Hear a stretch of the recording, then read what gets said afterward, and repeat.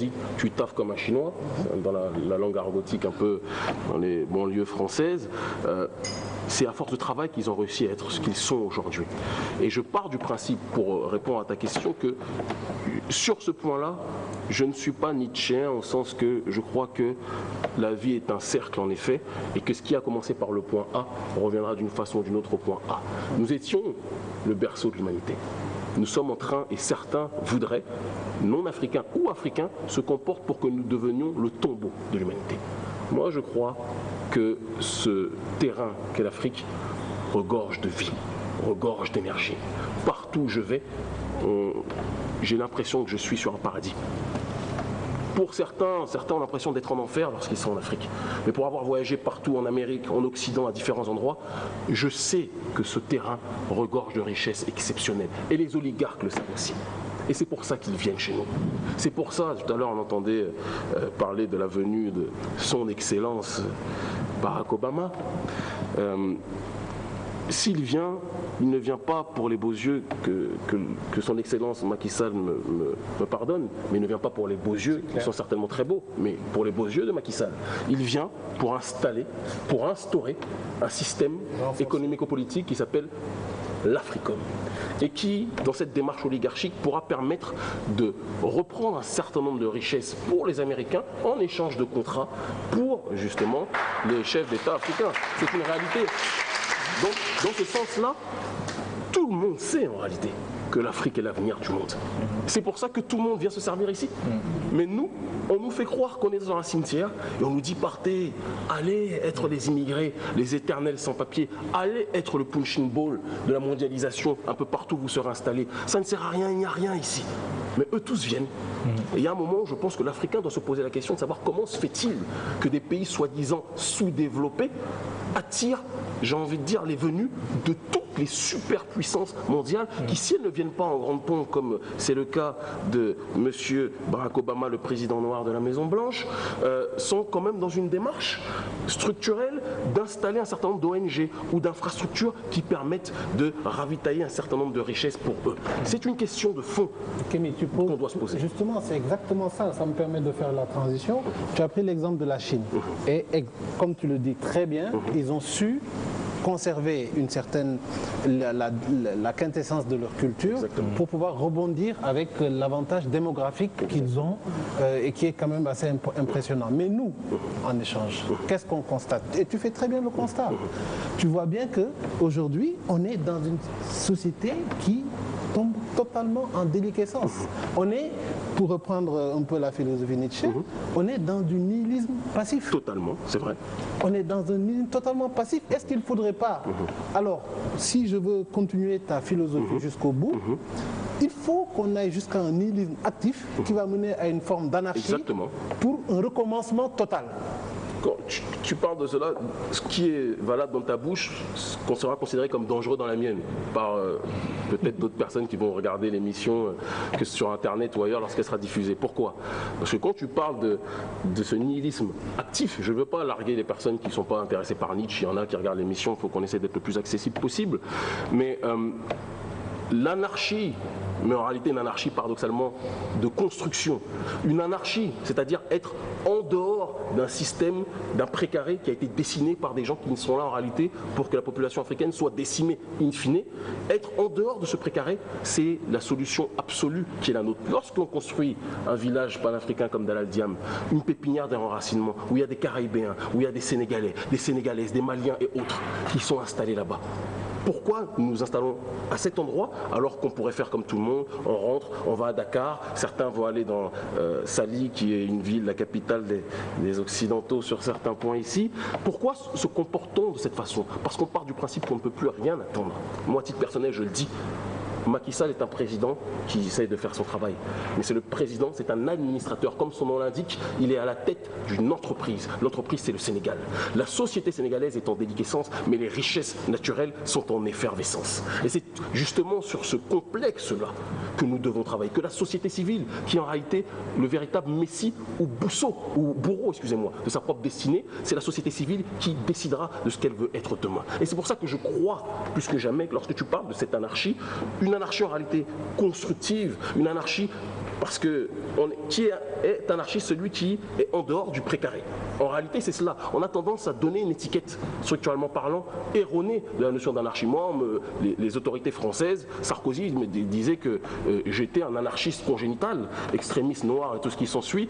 Bon, venant de monsieur Napoléon de Nagui Bokassa, c'est quelque chose que je prends comme un compliment.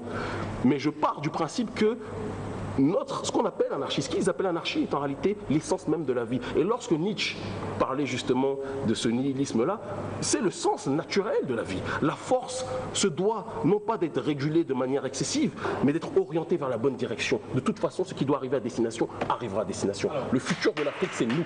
Moi, j'y crois profondément. En s'appuyant sur les femmes qui sont le pilier de notre civilisation. Je dis, si tu es dans une quête, si tu crées ton village et que tu es dans ce village, tu es peut-être dans une quête individuelle. Non. Dans une quête, je dirais peut-être d'épanouissement individuel.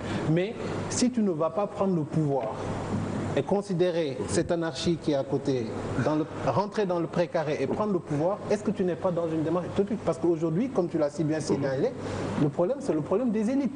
Et depuis la colonisation jusqu'à aujourd'hui, on a des élites qui nous maintiennent dans ce précaré-là. C'est là où je ne suis pas d'accord avec toi, mon frère. Et je vais te dire pourquoi. Déjà, c'est important la question que tu poses. Le village panafricain en question.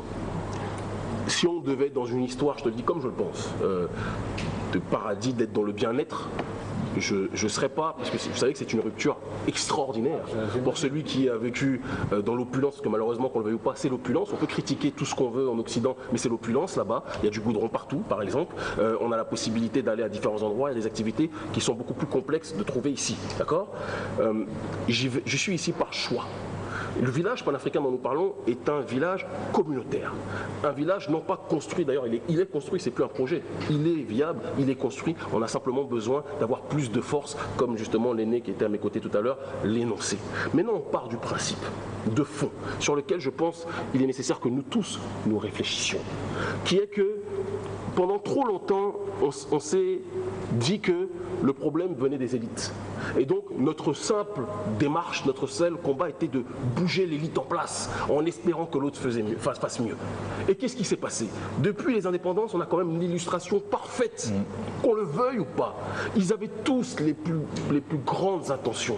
Tous voulaient faire des pays africains des pays exceptionnels. On se retrouve dans ces situations aujourd'hui où nous sommes toujours les co-contractants de l'oligarchie. Et c'est juste si tu parles. Sénégal, c'est pas vrai. Juste ce que tu Pour le Sénégal, nous, on a eu 3 présidents, et tu l'as dit très bien dans ton livre, avec Senghor notamment, qui n'ont jamais remis en question la dépendance vis-à-vis de la France. Tu as dit quelque chose d'important, mais Senghor, il faut prendre le pré-Senghor, le Senghor avant son mandat présidentiel et le Senghor président. Tu verras qu'il y a une différence de fond entre les deux. Le Senghor d'avant, dans ses rencontres avec Aimé Césaire, dans ses rencontres avec celui qui est l'homme que je préfère en réalité, mais qui est le moins connu des 3 de la négritude, qui est Léon Gontran-Damas, qui était un génie verbal dont je me suis beaucoup inspiré et que j'ai énormément étudié lorsque j'étais dans la rue à une certaine époque. Eux tous avaient une vision de base qui était d'être en rupture avec l'ordre établi. Mais lorsqu'ils sont arrivés dans une entreprise qui n'est pas la leur, où ils sont simplement, quand on dit ministre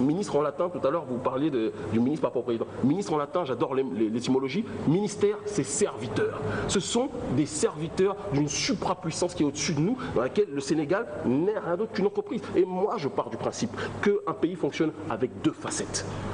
Le sommet, et comme le disait tout à l'heure le frère, la base. Tant que la base attendra que tout vienne du sommet, rien ne se passera. Tant que la base pensera qu'il suffit simplement de changer le petit bout pointu, le sommet émergé de l'iceberg, rien ne se fera. Mais si la société civile comprend qu'en réalité de sa réalité, de sa compréhension de la société, dépend le futur, non pas simplement de notre contrée, mais le futur même de l'humanité, les choses changeront. Et ça, ce n'est pas, juste que je termine, ce n'est pas l'utopie dans le sens où, pour revenir à cette notion de village, le but n'est pas de faire, je te le dis comme je le pense, n'est pas de faire un seul village, un éco-village à Daladiam, à côté de Tiafoura au Sénégal. Le but est d'avoir le plus possible d'éco-villages panafricains, on parlait d'altermondialisme. Moi, je me situe même dans une dimension anti-mondialiste parce que j'ai l'autre facette, malheureusement, de cet altermondialisme humaniste qu'on vous présente ici. Moi, je vois la négrophobie qui existe à bien des endroits chez ces prétendus antifascistes et ces prétendus amis de l'humanité. Ce sont des gens qui sont tout aussi paternalistes, ils ont simplement changé d'étiquette. Et moi, ma démarche de fond, et notre démarche, elle est qu'il faut qu'on soit capable de proposer, on critique l'Union africaine aujourd'hui. L'Union africaine, ces gens-là sont des entrepreneurs, c'est comme ça que je les considère, qui essaient de faire à leur façon ce qu'ils estiment être le meilleur pour l'avenir du continent. Et de l'autre côté, il doit y avoir l'Union africaine des peuples, où la société civile commence à travailler sa terre elle-même, où la société civile n'attend plus que les autres. Merci beaucoup. Et voilà. Tu dis la société civile. Tu supposes derrière qu'il y a une notion de citoyenneté qui est déjà là, une notion de prise de conscience que les gens ont. Or, mais tu le sais très bien, depuis quelques années tu vis au Sénégal, mais tu sais qu'on est dans une situation où on a un peuple grégaire. On a un peuple, tous ceux qui développent ces idées innovatrices telles que les éco-villages et tout, mais c'est une crème de l'élite.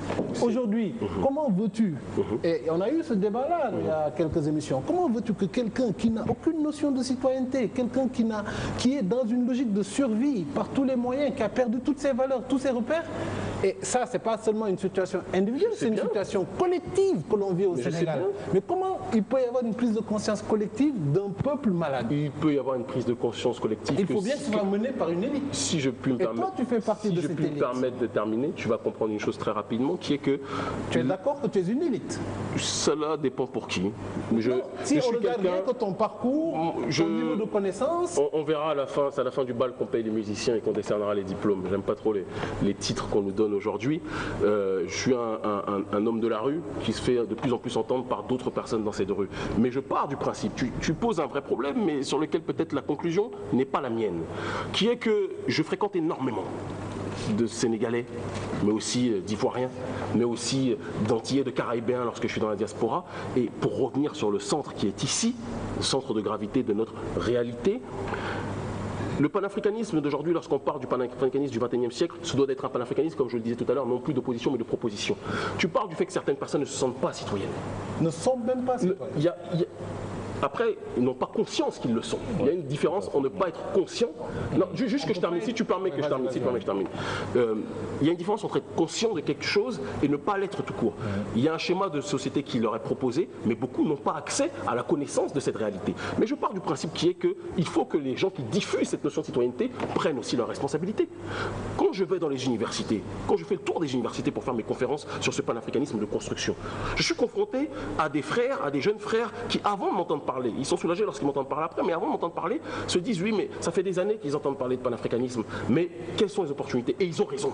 Le problème est que ce qu'on appelle les prétendues élites n'ont jamais été dans une démarche de proposer de manière concrète, pragmatique, structurelle, des réponses qui permettent justement à ces populations délaissées de préférer l'enfer justement du prétendu paradis de l'Occident. Ils préfèrent être dans l'exode. En parlant d'élite, je pense que vous avez été, il a été conseiller du ministre Lamine Faye qu'on a eu à recevoir ici, qui a fait un échange très intéressant avec notre ami Tunkara. Donc vous avez eu à côtoyer l'élite. J'ai vu et je suis parti. Je te le dis comme je le pense, parce que quand je vois en tout cas cette facette de l'élite, il ne représente pas toute l'élite. Je ne pense pas que quelqu'un comme Macky Sall puisse être comparé à ce personnage-là. Mais ce qui est certain, c'est que ça a confirmé ma vision. Je parle souvent de ça avec l'un de mes meilleurs amis ici, si c'est mon meilleur ami, qui est Didier Awadi, ou avec Tiat, qui est un autre ami. Et quand on voit les amitiés, on peut comprendre quel est le contenu de ma réflexion. Il est évident qu'il y a une réalité qui est la leur, qui n'est pas en adéquation avec la réalité du terrain. Et nous, lorsque nous proposons, pour te parler concrètement, pourquoi nous sommes plus entendus, et d'ailleurs, certains ont voulu nous récupérer, tu parlais de M. Lafaye, il se trouve qu'il y a d'autres personnes aussi qui sont dans cette réalité. Il n'est pas là, donc il ne faut pas lui jeter la pierre. Ah, je ne jette aucune pierre, je l'appelle... Amoudou Lamine Faye. Excuse-moi, je prononce à la française. Mais ce que je veux dire, moi non, je n'oserais pas. Ce que je veux dire clairement, c'est que ces élites élites-là n'ont pas été capables de proposer des solutions concrètes à la jeunesse. Là où nous, Société Africaine Mosaïque, nous proposons que ce soit des stages ou des emplois en fonction. Tout à l'heure, vous parliez de financement par rapport à la société, par rapport aux éco-villages. Ma responsabilité dans ce village, dans cette société, c'est d'appeler les actionnaires de différents endroits, la diaspora, des amis footballeurs, des gens comme l'un de mes meilleurs amis qui est le frère Jacques Fati, d'accord, qui nous a permis de créer un circuit justement dans le milieu du football pour que les gens s'investissent plutôt que de dépenser leur argent dans les boîtes de nuit occidentales, dans une démarche de regarder la réalité continentale. C'est du concret. Quand nous proposons des alternatives à la jeunesse, cette jeunesse se rend compte que panafricanisme ne rime pas avec grands proverbes, mais avec. On va passer la parole aux autres chroniqueurs. Aïcha. Je te remercie profondément pour les questions. Moi, je vais rebondir sur cela justement, parce que dans le livre, on peut remarquer que vous vous démarquez totalement du panafricanisme tel qu'on le connaissait avant, ce que j'appellerais un panafricanisme fantoche. Et c'est la vérité. Oui, j'appellerais ça un panafricanisme fantoche. Et ça me pousse à vous demander, vous avez commencé à militer justement en étant en Europe. Une fois que vous vous êtes installé ici au Sénégal, en Afrique, comment vous vivez justement ce panafricanisme-là ici ? Je pense que c'est la question centrale même de mon combat et je vous remercie profondément, je ne sais pas si je dois vous tutoyer ou vous voyez, de cette question. Il se trouve que clairement le départ, la genèse de mon combat s'est installé en Europe parce que c'est là où je suis né, c'est là où j'ai grandi, je suis né dans cette diaspora. Et si je devais parler d'un pays, en réalité mon pays d'origine, au-delà du Bénin, c'est la diaspora parce que j'ai grandi avec des Haïtiens, j'ai grandi avec des Maliens, des Sénégalais, avec des Béninois, des Burkinabés et ça m'a permis d'avoir dès le départ une vision globale, une vision continentale des choses qu'avaient nos aînés, Kwame Nkrumah, Thomas Isidore Sankara, Cheikh Anta Diop et bien d'autres. En arrivant ici, j'étais persuadé que j'allais venir dans une société où j'allais devoir insister sur ce schéma du panafricanisme de base pour justement présenter mon panafricanisme nouveau. Je me suis rendu compte que le panafricanisme était inséré ici à outrance, mais je vais aller même plus loin, était parfois utilisé à mauvais escient. Dans le sens où, qu'on le veuille ou pas, aujourd'hui, un certain nombre d'infrastructures qui sont financées par des gens qui ne sont pas nos amis prennent le nom panafricain, alors qu'en Occident, dans la diaspora, lorsqu'on parle du panafricanisme, c'est une notion méritoire, c'est une notion qui permet justement d'être dans le dépassement, d'être dans la défense réelle du continent africain.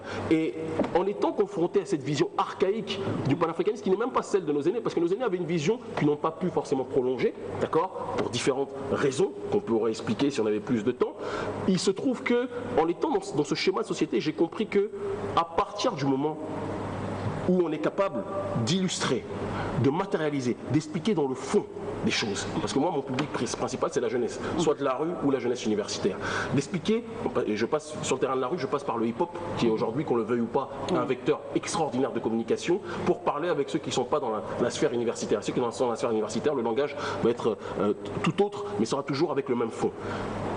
Pointer du doigt les véritables problèmes auxquels nous sommes confrontés. Parce que quand on parle du panafricanisme d'antan, le vrai problème, la vraie différence de base, elle est de la logique matricielle. Le panafricanisme d'antan, son problème principal était le colonialisme. Ouais. Notre panafricanisme d'aujourd'hui, notre problème n'est plus ce qu'on pourrait appeler le colonialisme, c'est le mondialisme, qui est en réalité la branche ultime de ce colonialisme. Ouais. Et si on n'est pas capable d'expliquer qui sont les maîtres de l'implantation, on aura beau vouloir s'échapper, on va toujours rentrer dans la chambre de celui qui au final nous a au départ enfermés. Et mon travail est un travail de vulgarisation et de construction. Construction, offre, création d'emplois, proposition de marché pour que les nôtres puissent se retrouver dans une société où ils peuvent être actifs et de l'autre côté, être dans une logique aussi de dire des choses qui ne sont pas forcément bonnes à entendre.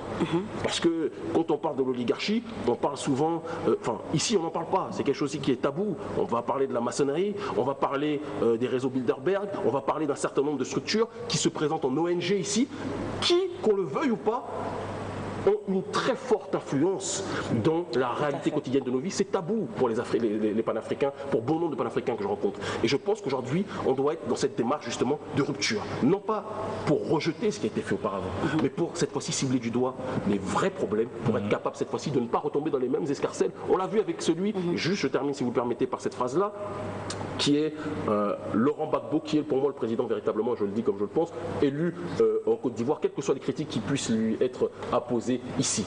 Quand je vois qu'il est à l'heure actuelle à La Haye et que... Comment ça le président élu et le président Ouattara? Le président Alassane Dramane Ouattara, je le dis comme je le pense, a été favorisé à bien des égards. Moi j'ai l'occasion de voyager notamment en Côte d'Ivoire. J'ai l'occasion de connaître bon nombre de militants ivoiriens, des deux camps. Tout le monde sait aujourd'hui, ça serait très difficile d'expliquer de manière complexe la réalité des soubassements de cette élection. Mais ce qui est certain, c'est que Alassane Dramane Ouattara, qui est un haut fonctionnaire, qui est un grand représentant depuis un certain temps de l'oligarchie, déjà à l'époque de M. Houphouët-Boigny, où il était ministre, Premier ministre, puis par la suite, lorsqu'il a été, j'ai envie de dire, un supragérant des infrastructures continentales africaines, cet individu était l'homme, le chosen one, j'ai envie de dire, de l'oligarchie, bien longtemps avant son élection et avant son érection politique, pour dire les choses telles qu'elles sont.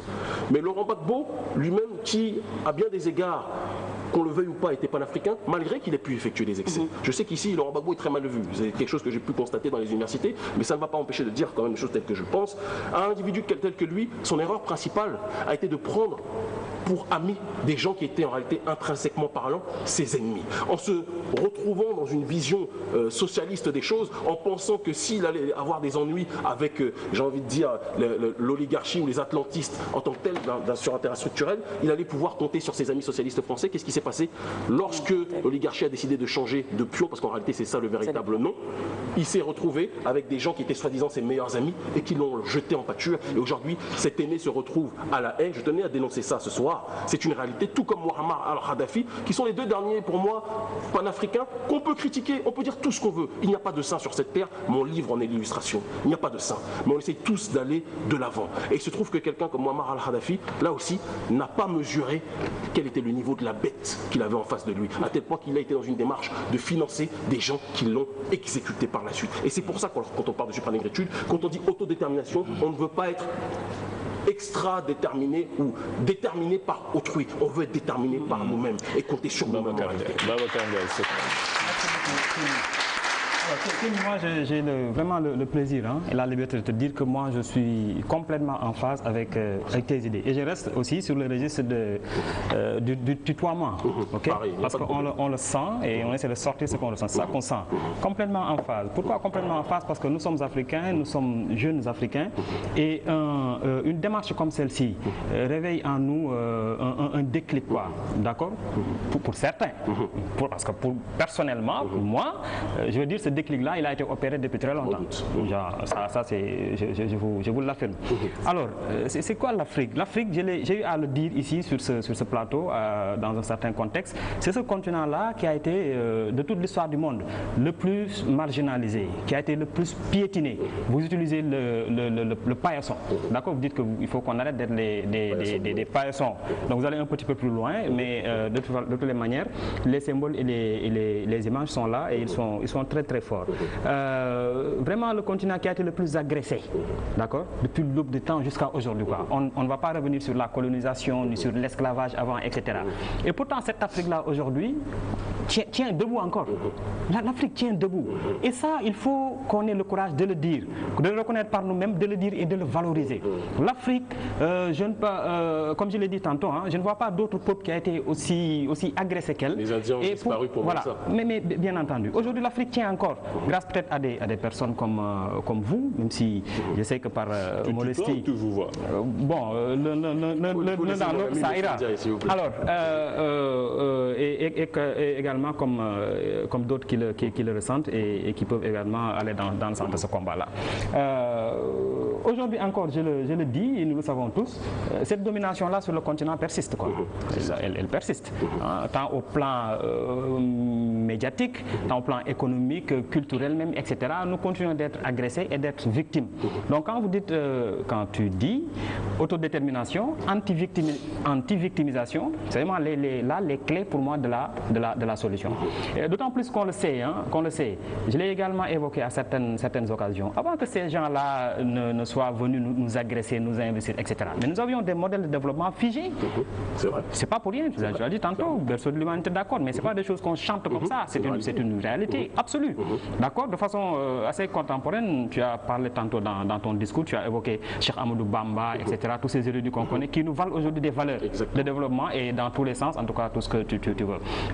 Mais bien avant eux, d'accord? Moi, Thierno Souleymane Baal, d'accord, dans le Fouta, et qui avait un modèle de développement, je veux dire, aujourd'hui, qui n'a rien à voir avec les systèmes démocratiques qu'on essaie de nous imposer et de nous... Parce que finalement, c'est quoi la démocratie? C'est quoi? Je pense qu'on peut tous avoir la liberté de concevoir la démocratie, d'accord, dans notre façon de faire, notre vision des choses et la marche de nos sociétés.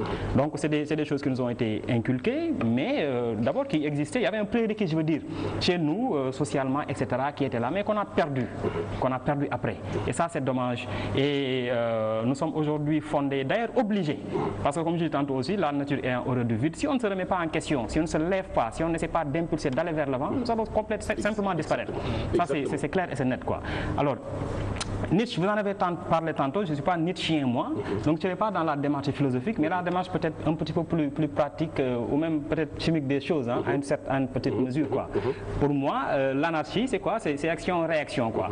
Action-réaction, d'accord? Et là, je poursuis, lorsque vous évoquez un petit peu toutes ces guerres-là, hein, que ces gens de leur ombre, hein, en tenant des ficelles, provoquent sur le continent et ailleurs, pour après venir nous dire, ok, on vient reconstruire. Exactement. Ça se passe aujourd'hui au Mali, nous sommes capables de le comprendre. Ça s'est passé en Côte d'Ivoire. Nous sommes capables de le comprendre. De façon un petit peu plus complexe d'ailleurs. Plus complexe. Bien sûr. Je suis d'avis, moi, que ça s'est passé au Sénégal récemment, durant en tout cas la dernière mandature de Wade. C'est en adéquation avec le fait qu'on a trouvé des fonds de pétrole il n'y a pas si longtemps au Sénégal aussi. Je le crois foncièrement. Je le crois foncièrement. Peut-être que l'avenir nous édifiera sur énormément de choses. C'est un personnel. Après, j'ai retrouvé dans vos écrits aussi un soutien que vous dites apporter à... Tu dis... Ça c'est la courtoisie, hein, quand on le tient. Je comprends. Que tu dis apporter à Bachar el-Assad. Alors, en Syrie. C'est beaucoup plus complexe que ça. Attention. Bachar al-Assad n'est ni mon père ni mon ami.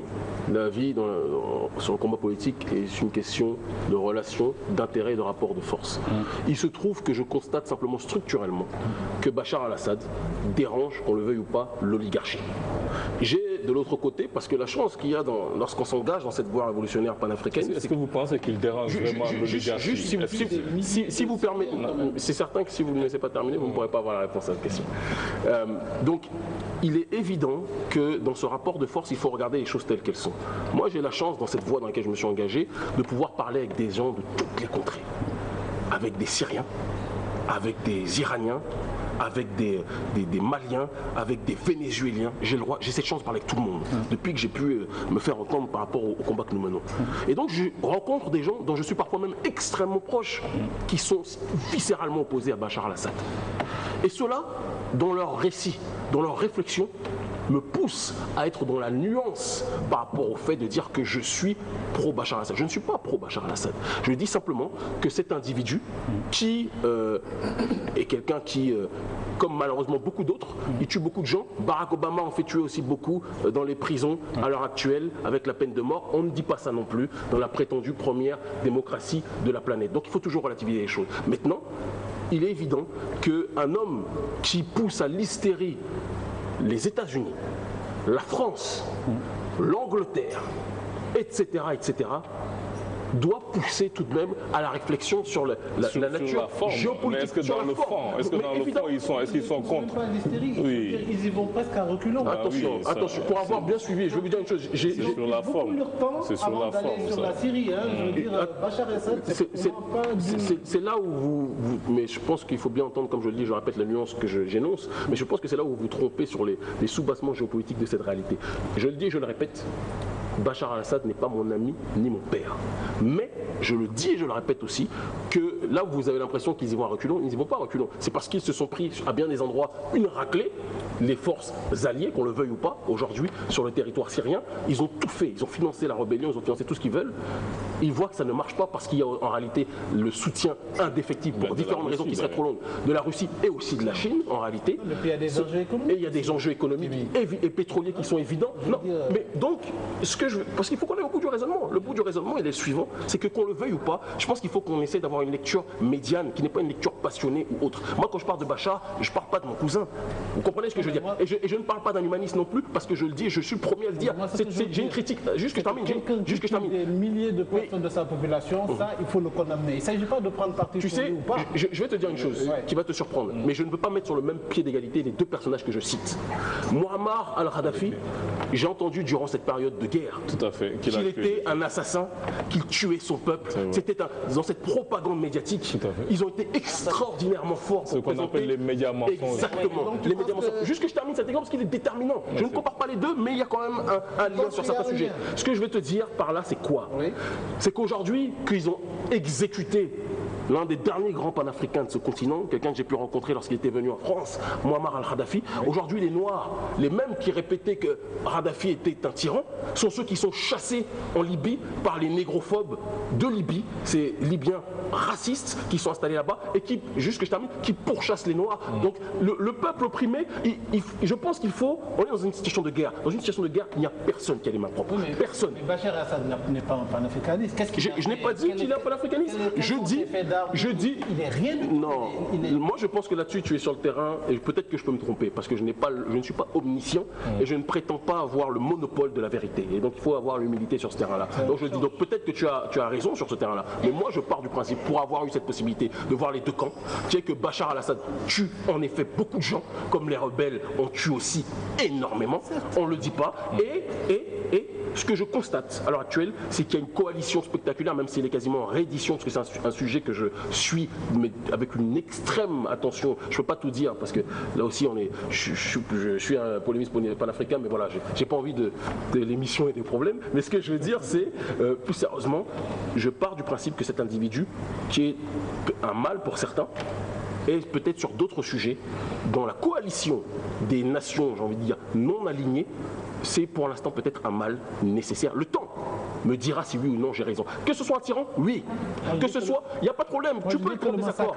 On arrête de tuer, mais on veut tous que le massacre s'arrête. Des centaines de Syriens innocents. Bon, déjà, comme tu as dit très justement tout à l'heure, la Syrie et le panafricanisme, c'est pas très lié. Donc là, on parle de Bachar al-Assad, si on parle de Cheranta, on parle de Sankara, ça me parle plus. Je me retrouvais à défendre. Si Babacar en a parlé, c'est parce que tu en as parlé. Voilà, j'en parle parce que dans cette démarche révolutionnaire, je suis amené à rencontrer différentes factions. Il y a des choses que je pourrais dire là, que je dirai en privé quand je serai avec vous, et d'autres que je peux dire ici présentement. Je rencontre des révolutionnaires de part et d'autre. Je rencontre des révolutionnaires qui sont anti-Bachar et qui sont anti-mondialistes, dont je suis proche aussi. Et je rencontre des révolutionnaires qui sont pro-Bachar, dont un dont je suis très proche, qui s'est engagé dans l'armée de Bachar al-Assad, qui s'appelle Sidik et que je tiens à saluer ce soir, qui s'est engagé parce qu'il sait la répercussion que ça va installer, parce qu'on parle de la Syrie. Arrêtez, le vrai problème, c'est pas la Syrie, c'est Israël qu'on parle concrètement, si on veut en parler. L'acharnement qu'il y a contre Bachar al-Assad est dû au fait que, on sait tous que la Syrie aujourd'hui, sur le terrain géopolitique, est une des grandes forces qui soutient en sous-bassement, que ce soit l'Iran, que ce soit la Palestine et d'autres endroits. Bachar al-Assad a eu à collaborer avec les mais comme on va... Et à suivre complètement leur désiderata. D'accord. Il y a eu un moment comme Muammar al-Kadhafi à une époque a financé, à la fin malheureusement, a financé des gens qui l'ont tué. Je suis totalement, comme je le dis, et je pense qu'il faut que, là aussi en Afrique, et je veux faire mentir Senghor, on est dans l'anniversaire de la mort de Césaire, ou en tout cas l'anniversaire de son œuvre, son centenaire, qu'on parle clairement et simplement, quand il disait « la raison est hélène, l'émotion est nègre », je veux tuer cette émotion. Et j'aimerais qu'on soit froid. Il n'y a pas d'amis, il n'y a pas d'alliés. Moi, quand je vois du sang dans une guerre, ça ne me surprend plus. Ma vie est faite de coups et de sang. Je sais que la difficulté est réelle. Je souhaite qu'elle s'arrête, cette guerre. Parce que j'ai vu, parce que j'ai vu, et en tout cas clairement, moi je sais que les Israéliens, je terminerai par là, j'espère que je... Non, t'inquiète pas, je ne vais pas trop rebondir, mais disons que, voilà, Israël a un projet, et tous les anticolonialistes de la Terre devraient avoir un projet qui est tout autre. Moi, c'est sur cette simple ligne de pensée et d'action que je me situe. Mais je ne suis pas un Bachar al-Olâtre, et je vais même aller plus loin, je ne suis pas un Syriolâtre, pour la simple raison que je ne suis même pas sûr que les Noirs sont extrêmement appréciés là-bas, si on doit parler simplement. Mais on doit parler avec rationalité, et parler, quand on se situe sur le dôme de l'anticolonialisme, de quelle est cette force prédatrice qui veut mettre les uns les autres, les pions les uns les autres, etc., et chasser ceux qui ne leur servent plus, justement. justement, comme tu le disais, peut-être qu'il y servait auparavant, mais il ne leur sert plus maintenant. Gbagbo, à un certain moment, le président Laurent Gbagbo a suivi, a collaboré, a fait un certain nombre de choses. Oui, non, mais je le dis. Mais il n'en demeure pas moins qu'entre lui, il y a toujours la politique du moins pire, c'est la réelle politique, c'est une réalité. Entre lui et M. Ouattara et sa dame israélienne, qui est une grande amie de cette région du monde, je pars du principe que je me sens plus proche de l'homme qui a la haie, je le dis froidement, même si ça peut choquer un certain nombre de gens. Je pense que... Juste pour terminer, parce que sinon on ne va pas s'en sortir. Hein. Okay. Je pense qu'on va pas s'en sortir. On aura d'autres occasions de parler. On va faire une pause sur ça, parce que sinon on n'aura vraiment pas le temps. Et il y a voilà, c'est passionnant. Là, il y a les dames de Djoteli qui attendent. Voilà, Alpha a pris ton temps. Les dames de Djoteli qui attendent. Donc nous avons été très heureux de vous avoir sur ce plateau, vraiment. On aura certainement l'occasion de revenir encore sur ça du moment que vous êtes au Sénégal. Donc nous allons terminer cette émission avec Djoteli. Je peux juste préciser que je suis en conférence ce samedi à l'université Dakar-Bourguiba à 15h, donc auprès des jeunes étudiants de l'université Dakar-Bourguiba, et tout le public est accepté. S'il y a des places, ils seront accueillis. Voilà. Pour parler de la négritude face aux enjeux du mondialisme. D'accord. Donc je rappelle que votre livre, il est vendu, il est dans toutes les bonnes librairies. Il y a un dépôt qui est à Mbao, d'accord. Et toutes les personnes qui veulent obtenir ce livre peuvent rentrer en contact avec nous par le biais, aujourd'hui, Internet, c'est notre vecteur de communication principal, d'accord. En envoyant un mail, comme une trentaine de personnes l'ont déjà fait depuis qu'on est arrivé, et on espère que ça va continuer, voilà. Donc c'est supra-négritude, autodétermination, anti-victimisation, virilité du peuple. Voilà. Préfacé par Grégoire Biogo. Voilà, qui est un philosophe gabonais que j'aime profondément. Donc nous allons terminer cette émission avec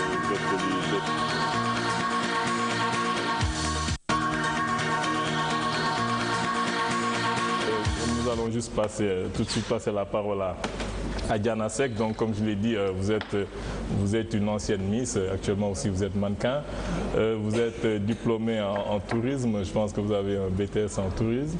Voilà, un BTS en tourisme, et j'ai aussi fait un bachelor dans une école américaine à Paris, en tourisme international et tout ce qui touche aux industries du luxe. D'accord, et je pense